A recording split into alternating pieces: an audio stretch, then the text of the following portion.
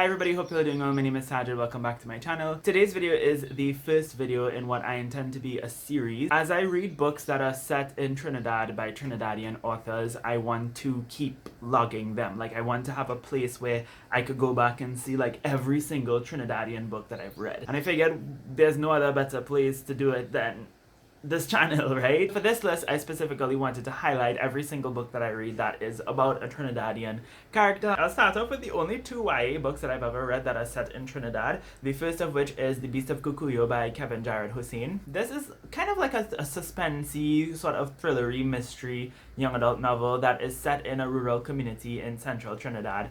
And it's following our main protagonist, Arundhati, or Rune for short. And she has to kind of like solve the mystery of this girl who she went to school with who was murdered in her village. This book is so dark and it's such an engaging story. I read it in one sitting, and the thing that I take away the most from this novel is how Trinidadian it is. Kevin Jared Hussein does a really good job at kind of taking a lot of things that are very particular to Trinidad and how we behave and how we react to things and incorporating that into this story. So if you want to read a really fun, engaging, mystery type novel set in Trinidad, The Beast of Cuyo is definitely the way to go. The next YA novel is Dreams Beyond the Shore by Tamika Gibson, which focuses on a girl named Chelsea and a boy named Kieran. They have like a little spark going on between them, but what Kieran doesn't know is that Chelsea is actually the daughter of one of the candidates who is running for Prime Minister, which is something that Chelsea herself kind of keeps on the down low, even though it's not a huge secret. He never realizes it at any point throughout the book, so it's a really funny thing to kind of just like see him be oblivious to the fact that she is like literally the daughter of the man who's running to be the leader of the country. What I like the most about this book is that it has that typical YA contemporary romance feel to it, and I enjoy that so much because it takes place in the Trinidadian context, and it's one of the books that I related to the most in terms of what the characters were going through. They're both doing A-levels, and I just related to everything that they were going through because I mean, I'm not that old, okay? I recently did A-levels, like maybe like 5 years ago or so. But I related to a lot of the things that they were going through because a lot of Trinidadian teenagers who are doing A-levels go through those kinds of things. So it was very relatable, and I think it's definitely something that would resonate well with the young adult population of Trinidad. So I definitely recommend it if you want to read a cute YA contemporary that's really, really short, set in Trinidad. The next 4 books that I have to recommend are adult novels. The first of which being The Yard by Alia Inayat. This follows a Indo-Trinidadian Muslim family who live in this one compound that they refer to as the Yard. It's looking particularly at the experiences of 2 siblings in this big extended family, Maya and Beiruz. Maya was born and raised in the family, but Beiruz was adopted into the family when both he and Maya were around 11 years old,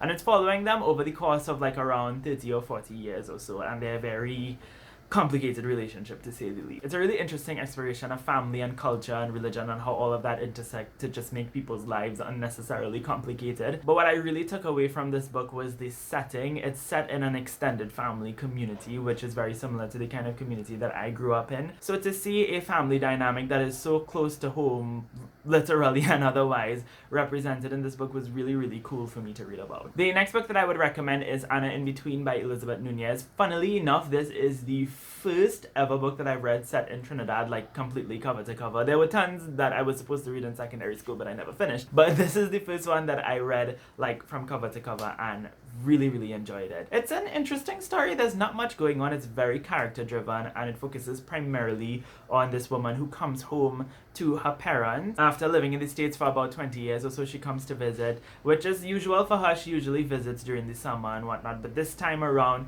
things are a little bit different. Her parents are kind of keeping a little secret from her, and she's sort of figuring out what's going on with them and going through a lot of identity crises and whatnot. She doesn't know where she belongs or who she is and all that kind of stuff, and it is quite an enjoyable read. I don't remember too much details about it because it's been a while since I read it, probably almost 3 years, but I remember really, really enjoying it. So if you want to pick up something by Elizabeth Nunez, I think this is her debut novel, I would definitely recommend starting here. Next up, we have a book that I didn't really enjoy so much, and that is Kitsch, a fictional biography of a Calypso icon by Anthony Joseph. This is actually a true story that is somewhat fictionalized. Basically, Anthony Joseph is writing the story of Lord Kitchener, who was one of the most famous Calypsonians to come out of Trinidad. So the book takes place from Kitchener's perspective, and it more or less follows what Kitchener's life story was, but I guess that Anthony takes the liberty to fill in a lot of the gaps. I think this is a really well written story, and I enjoyed reading it because it was great to learn more about Lord Kitchener, even though a lot of what is in this book probably didn't actually happen like in his day-to-day life. I do think that Anthony did a really good job at doing his research and like meticulously putting together a story that he felt probably represented who Kitch was as a person. I think it was a good story in terms of those things. Why I didn't like it was more of his stylistic choices. In terms of how this book was written, it takes place over the course of a long time, which I usually don't mind, but that format could also kind of be a little bit difficult for me at times. The chapters in this book are very short, and they each kind of take place months apart, which makes sense because it takes place over the course of a very long time. But for me, that short chapter format just didn't really work, and I found that for most of this book, for a lot of it actually, I just wasn't very invested in the story. Again, I'm glad that I read it because it was good to learn more about Kitchener, and it was a really interesting reading experience overall. And it's not an objectively bad book. It's just subjectively, it didn't really work for me. I would still, however, recommend it, so definitely don't take this as me shitting on the book or whatever. Anthony Joseph is a talented writer, and y'all should read this book if it sounds interesting to you. And then the final book that I have to recommend for y'all in this first installment of my Trinidadian books recommendation series, I still kind of have to think about what I'm going to call this. But that is one that I finished recently, and that is Valk Daughter by Shani Mutu. So this book is set in South Trinidad, and it is following a very rich upper class family who are all essentially very miserable. We're primarily focusing on Valmiki and his eldest daughter Vivica. They are both quiet and closeted, and they both have a lot of expectations to live up to as, you know, upper class Hindu Indians who are supposed to be